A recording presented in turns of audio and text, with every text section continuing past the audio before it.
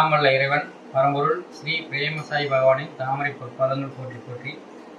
வணக்கம் சாய்ராம். அதாவது நம்ம நிறைய விஷயங்களை பற்றி நீ பேசணும். பேசினா தான் அது நம்மளுக்கு புரியும், இல்லைன்னா சாதாரணமாக போயிடும். சுவாமி எத்தனை அற்புதங்கள் செஞ்சுருக்காங்க அப்படிங்கிறத ஒரு 2-3 அற்புதங்களை பற்றி நீங்கள் பேசலாம் அப்படின்ட்டு சொல்கிறாங்க. இதை நல்லா கவனமாக கேட்டுங்க. ஏன்னா உங்களுக்கும் வருங்காலத்தில் இந்த மாதிரி ஒரு அற்புதங்கள் நடக்குது, கண்டிப்பாக நடக்கும். நம்ம வாழ்க்கையில எத்தனையோ விஷயங்கள் நமக்கு நடந்துட்டு இருக்குது. கஷ்டங்கள் இந்த கலியுகத்தை கடக்கிறது ஒரு போராட்டமா இருக்குது. இந்த போராட்டத்துல சுவாமி செய்த அற்புதங்கள் இப்போ உங்களுக்கு இந்த அற்புதங்களை கேட்கும்போது ஒருத்தருக்கு நடந்தது நமக்கு நடக்குமா அப்படிங்கிற எண்ணம்லாம் சந்தேகமே பட வேண்டாம். கட்டாயம் ஒவ்வொருவருக்கும் இந்த வீடியோ பார்த்துட்டு ஒவ்வொருவருக்கும் பிரேமசாயி பகவான் அப்படிங்கிற சுவாமியோட நாமத்தை உச்சரிக்கும் பொழுதே அந்த இடத்துல நல்லது நடக்கும். பாசிட்டிவான எனர்ஜி உங்களை சுற்றி வரும் அப்படிங்கிறது நீங்க உணர முடியும். ஒரு முறை சாய்ராம் அதிகாலை ஒரு 5:30 மணி இருக்கும். அந்த 5:30 மணிக்கு ஒரு ஃபோன் வந்துச்சு. எடுத்து பேசணுன்னே அவங்க அழுக அவங்களோட அழுகு தான் அதிகமாக இருக்குது. என்னன்னா அவங்க ஏதோ சொல்ல வராங்க, என்ன சொல்றாங்க அப்படிங்கிறது புரியவே இல்லை. அப்போ சொல்லும்போது சாய்ராம் எதா இருந்தாலும் பொறுமையாக சொல்லுங்க, ஏன்னா சாய் குழந்தைய அழுகக்கூடாது அப்படின்னு சுவாமி சொல்லியிருக்காங்க. அதனால சுவாமியை பற்றி நம்ம பேச போகிறோம். நீங்கள் அழுக வேண்டாம், நீங்கள் எதா இருந்தாலும் கவனமாக அது என்னங்கிறது சொல்லுங்க அப்படின்னு சொல்லும்போது, இந்த மாதிரிங்க எங்க வீட்டுக்காரரு பிழைக்கவே மாட்டாருன்னு டாக்டர் சொல்லிட்டாங்கன்னா என்ன பண்றது அப்படின்ட்டு அழுகுறாங்க. ஏன்னா அவருக்கு ஒரு மாசத்துக்கு முன்னால அம்மா போட்டுருக்கு. அந்த அம்மா போட்டது கொஞ்ச நாள் போய் சரியாயிடுச்சுன்னு நினைச்சு விட்டுட்டாங்க. ஆனா அது சரியாகாம என்ன பண்ணிருக்கு, வெயிலோட தாக்கத்துல ரொம்ப இந்த இடத்துல ரொம்ப அந்த அப்படியே சீல் பிடிச்சிருச்சு. இந்த இடத்துல ஒரு பெருசா அந்த காடைக்கு கீழே பெருசா ஒரு சீல் பிடிச்சி ஒரு பெரிய கட்டி மாதிரி ஆயிடுச்சு. அது மட்டும் இல்லாம அந்த அம்மா எங்கெல்லாம் போட்டுருந்துச்சோ அந்த இடத்துல பூரா சீல் போட்டுருச்சு. அப்போ டாக்டர் காப்பாற்றுறது கொஞ்சம் கஷ்டமான காரியம் தான் அப்படின்னு சொல்லிட்டாங்க. அவங்களுக்கு 2 பசங்க, டீனேஜ் பசங்க இருக்காங்க. அந்த அக்காவும் 2 பசங்களும் இருக்கும்போது இந்த மாதிரி ஒரு சம்பவம் இருக்க மாட்டாரு, நம்ம வீட்டுக்காரர் இருக்க மாட்டாரு டாக்டர் சொல்றாங்க அப்படிங்கிற ஒரு ஆதங்கத்துல அந்த காலையில் 5:30 மணிக்கு அவங்க எவ்வளோ ஒரு இரவு முழுக்க யோசனை பண்ணிப்பாங்க இல்லைங்களா. அப்படி இருக்கும் இடத்துல அதிகாலையில் ஃபோன் பண்ணி அழுகுறாங்க. அப்போ அழுகும்போது நான் சொன்னேன், சுவாமியை பற்றின விஷயங்களை நீங்கள் நல்லா கவனமாக பேசுங்க, இந்த இடத்துல கேளுங்க. முடிஞ்ச அளவுக்கு பிரேமசாயி பகவானே நீங்கள் இந்த இடத்துக்கு வாங்க அப்படின்னு சுவாமியோட நாமத்தை சொல்லி நீங்கள் இருக்கிற ஹாஸ்பிட்டலுக்கு சுவாமி கூப்பிடுங்க. ஏன்னா சுவாமி சொல்லியிருக்காங்க, எதுவாக இருந்தாலும் சுவாமியோட நாமத்தை சொல்லி கூப்பிடுங்க, அந்த இடத்துக்கு உடனே வருவேன்னு சுவாமி சொல்லியிருக்காங்க. மனுஷன் சொன்னது மாறும், ஆனால் இறைவன் சொன்னது என்றைக்குமே மாறாதுன்னு செய்யலாம். அதனால இறைவன் சொல்லியிருக்காங்க, நீங்கள் சொல்லுங்க, சுவாமி கூப்பிடுங்க அப்படின்னு சொன்னேன். நீங்கள் சுவாமி கிட்ட சொல்லுங்க அப்படின்னாங்க.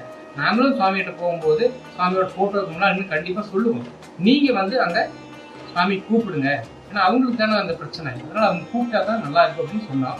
அதே மாதிரி சுவாமி கூப்பிடுற, அது இல்லாமல் பஜன் பாடல்களை, சுவாமியோட பஜன் பாடல்களை நீங்கள் இருக்கக்கூடிய அந்த ஹாஸ்பிட்டலில் அந்த ரூம் முழுக்க பாட்டு கேட்குற மாதிரி ஒரு அளவான சவுண்ட் வச்சு உங்களுக்கும் யாருக்கும் தொந்தரவும் இருக்குது அந்த அளவுக்கு, அந்த படுத்திருக்கிறவருக்கு ஒரு சிரமத்துக்கு கொடுத்த அளவுக்கு அளவான சவுண்ட் வச்சு பாட்டு போடுங்க. கண்டிப்பாக அந்த இடத்துல மிகப்பெரிய ஒரு அற்புதம் நடக்கும்னு சொல்லியிருந்தோம். அது சொன்னது நம்ம, ஆனால் செய்தது கடவுளுடைய அற்புதம். என்ன நடந்துச்சுன்னு கேட்டிங்கன்னா, மறுக்க ஒரு வாரம் தான். அந்த ஒரு வாரத்தில் அவர் முற்றிலும் குணமடைஞ்சிட்டார். அந்த சீல் கட்டி இருந்து பின்னால் முதுகில் ஒரு குழியே ஆகிற அளவுக்கு இருந்துச்சு. அந்த குழியோட அதெல்லாம் சதை பகுதியெல்லாம் மூடி சரியாயிடுச்சு. அவங்க சந்தோஷமாக சொன்னாங்க, ஆனால் இந்த மாதிரி நாங்கள் ஹாஸ்பிட்டலில் சரியாயிடுச்சு, வீட்டுக்கு டிஸ்சார்ஜ் பண்ணி போக சொல்லிட்டாங்க, நாங்கள் என்ன பண்ணலாம், சுவாமியோட கேட்டு சொல்கிறீங்களா அப்படின்னாங்க. நாம் சுவாமியோட போய், சுவாமி இந்த மாதிரி நம்ம டிவோட்டிகிட்ட உங்கள்கிட்ட கேட்டிருந்தாங்க, இன்னைக்கு ஹாஸ்பிட்டல் டிஸ்சார்ஜ் ஆகி வரேன்னு சொல்கிறாங்க, என்னன்னு சுவாமி பண்ணலாம் அப்படிங்கும்போது ஒரு 2 நாள் வெயிட் பண்ணி அப்புறமா வர சொல்லுங்க அப்படின்னாங்க. அதுபோல் அவங்களும் ஃபோன் பண்ணி சொல்லலாம் அப்படிங்கும்போது இந்த மாதிரி 2 நாள் சுவாமியை வெயிட் பண்ண சொன்னாங்க அப்படிங்கும்போது, இப்போ தான் டாக்டர்னு சொன்னாங்க 2 நாள் இருந்துட்டு போங்க அப்படின்னு சொன்னாங்கன்னா, நாங்கள் இருந்துகிட்டே வரோம் அப்படின்னாங்க. இருந்துட்டு வந்துட்டு வீட்டில் பூரணமாக குணமடைஞ்சோடனே சுவாமிகிட்ட சாஸ்தாங்கமாக சரணாகதி. அவர் வந்த உடனே, சுவாமி என்னை காப்பாற்றிட்டீங்க, ரொம்ப நன்றிங்க சுவாமி, சுவாமியோட பாதத்தில் சாஸ்தாங்க சரணாகதியாக விழுந்து நெடுஞ்சன்றையாக விழுந்து கும்பிட்டாரு. ஏன்னா நம்ம சுவாமி வேறு எதையும் நமக்கு எதிர்பார்க்கல. ஒரு கள்ளங்கவடம் இல்லாத ஒரு அன்பு, ஒரு தெய்வீக அதிகமான ஒரு நம்பிக்கை இருந்த இடத்துல தான் சுவாமியோட அற்புதங்கள் நடக்கும். இந்த வீடியோ பார்க்குற நம்ம அதிகமான நம்பிக்கை சுவாமி மேல வேணும். அப்போ தான் நமக்கு அந்த அற்புதங்கள் நமக்கும் நடக்கும் அப்படிங்கிறது இந்த வீடியோவில் நீங்கள் தெரிஞ்சுக்கலாம். அது மட்டும் இல்லைங்க செய்யலாம். ஒரு முறை சுவாமி ரெட்டப்பத்தியில் சுவாமி தோட்டத்தில் இருக்கக்கூடிய கிணத்துல குளிச்சுட்டு இருக்காங்க. அப்போ ஒரு டிவோட்டி ஒரு பக்தர் மேலே நின்று வேடிக்கை பார்த்துட்டு இருக்காரு. அப்போ சொல்கிறாங்க, சுவாமி அவங்க பேரை சொல்லி குதிங்க கிணத்துக்குள்ள அப்படிங்கிறாங்க. சாமி சொல்லிட்டாங்க. உடனே அந்த பக்தர் என்ன பண்ணிட்டாரு, மேலே குதிச்சிட்டாரு. அவர் நல்ல ஒரு பல்கா குண்டா இருக்கக்கூடியவர் குதிச்சிட்டாரு. குதிச்சுட்டு அப்புறமா கிணத்துக்குள்ள போய் யோசனை பண்ணாரா, ஐயோ நம்ம குதிச்சுட்டு போய் நமக்கு நீச்சல் தெரியாதே, எப்படி நம்ம மேலே வரப்போறோம், சுவாமி நீங்க தான் என்னை காப்பாற்றணும், எனக்கு நீச்சலே அடிக்கலையான்னு சொன்னேன். அடுத்த செகண்டு ஒரு கை வந்து பிடிச்சி மேலே போய் தூக்கிட்டு வந்தாங்க. அது யாரோட கையா இருக்கும்? கண்டிப்பா அது பிரேமசாய் பாபாவோட கை தான். ஏன்னு கேட்டீங்கன்னா சுவாமி தான் மேலே பிடிச்சி கூட்டிட்டு வந்தது. கூட்டிட்டு வந்து மேலே வந்து அவர் தத்தளிக்கும் போது பக்கத்துல இருந்தவங்க கையை பிடிச்சி மேலே வச்சுட்டாங்க. ஏன்னு கேட்டா சொன்னது சாமி, அதனால நான் குதிச்சிட்டேன், எனக்கு நீச்சல் தெரியாது, நான் சொன்னது சுவாமி, அதனால நான் குதிச்சிட்டேன் அப்படிங்கிற அந்த சுவாமியோட வார்த்தைக்கு வந்து கண்டிப்பா நம்ம செவி சாய்ச்சி அந்த வேலையை உடனே செய்ய அப்படின்னு செஞ்சிடணும்.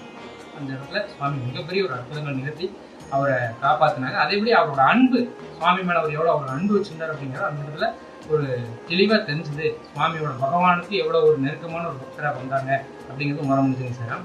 அது மட்டும் இல்லாம ஒரு நாள் ரெட்டப்பட்டியில சர்வீஸ் பண்ணிட்டு இருந்த போது ஒருத்தவங்களை கூப்பிட்டு சுவாமி வந்து ஜென்செட் ரூம் வந்து சர்வீஸ் பண்ணியாச்சா அப்படின்னு கேட்டாங்க.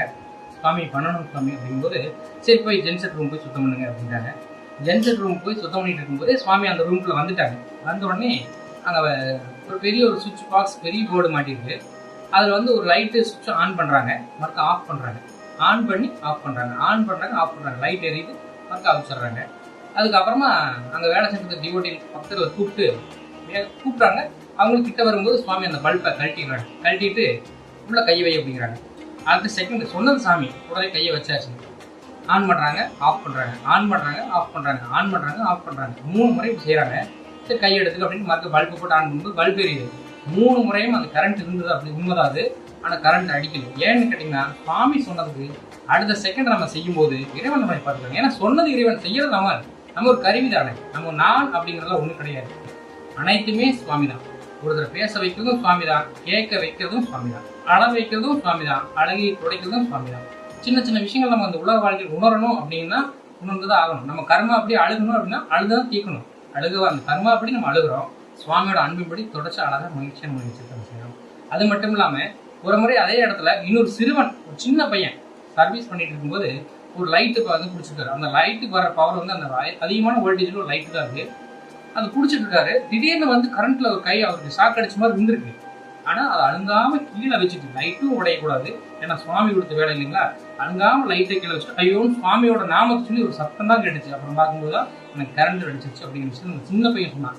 ஆனால் சுவாமியோட வேலையை அந்த சுவாமியோட பொருள் அந்த இடத்துல கீழே போடக்கூடாது அப்படிங்கிற அந்த பையனோட ஒரு உன்னதமான ஒரு எண்ணமும், அதே இடத்துல சுவாமி இருக்காங்க நம்மளை பார்த்துக்குவாங்கிற ஒரு நம்பிக்கை இருக்கிற இடத்துல அவ்வளோ வோல்டேஜ் வந்த அந்த கரண்ட்டு எதுவுமே அந்த பையனை பண்ணுறது சுருக்குன்னு பட்டனே சுவாமின்னு அந்த சுவாமியோட நாம சொல்லி காட்டி கீழே வச்சுட்டான். அதுதான் அப்போ சுவாமி வந்து எப்பேற்பட்ட அற்புதங்கள் செய்கிறாங்க அப்படின்னு நம்ம தெரிஞ்சுக்கணும்.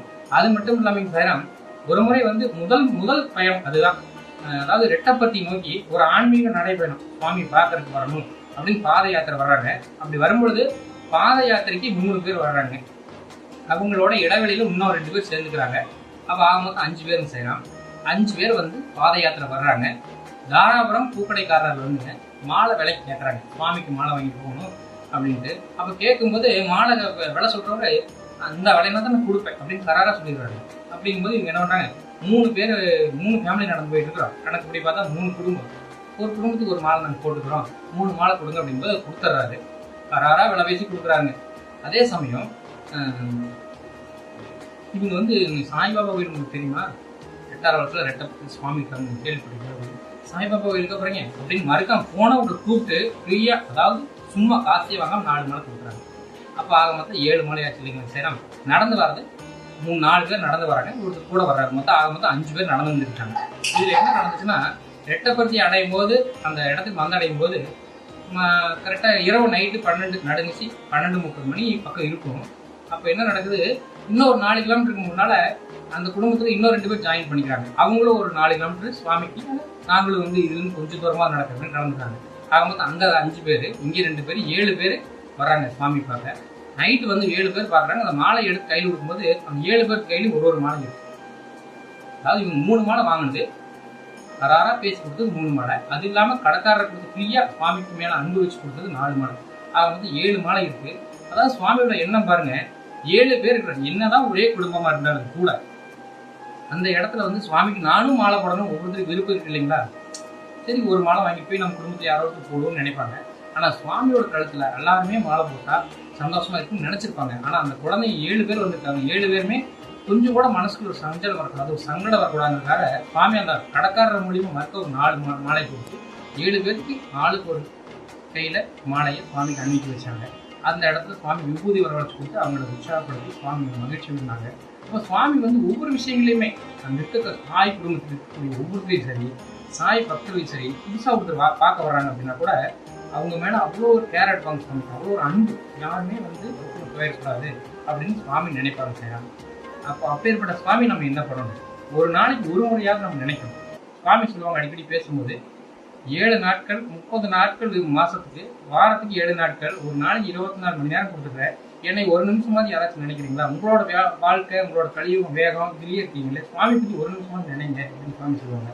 அப்போ நம்ம சுவாமி இத்தனை நமக்கு உதவி செய்கிற சுவாமி, நிறைய அற்புதங்கள் செய்கிற சுவாமி, இது மட்டும் இல்லை இன்னும் நிறைய அற்புதங்கள் இருக்குது, போக போக பார்க்கலான்னு செய்யலாம். அந்த பிரேமசாய் பகவானுக்கு நம்ம தினம் ஒரு நிமிஷமாவது காலையில் இருந்துச்சு, சுவாமி இந்த விடியல் நல்லா இருந்துச்சு, இன்னைக்கு ஈவினிங் வரைக்கும் நீங்கள் நல்லா பார்த்துக்கணும் சுவாமி கும்பிடணும். அதே மாதிரி நைட்டு படுக்கும்போது, சுவாமி இன்றைய நாள் முழுக்க நீங்கள் கூட இருந்து என்னை பத்திரமா பாதுகாத்துக்கிட்டீங்க, நல்லா வழிநடத்துங்க சுவாமி, ரொம்ப நன்றிங்க சுவாமின்னு நம்ம சொல்லணும் இல்லைங்களா? அந்த ஒரு செகண்டாவது நம்ம சுவாமி நினைக்கிறீங்களா? அந்த ஒரு செகண்ட் சுவாமிக்கு மனதுக்கு மிகவும் மகிழ்ச்சியான தருணமாக இருக்கும் செய்யலாம். நன்றிங்க செய்யலாம்.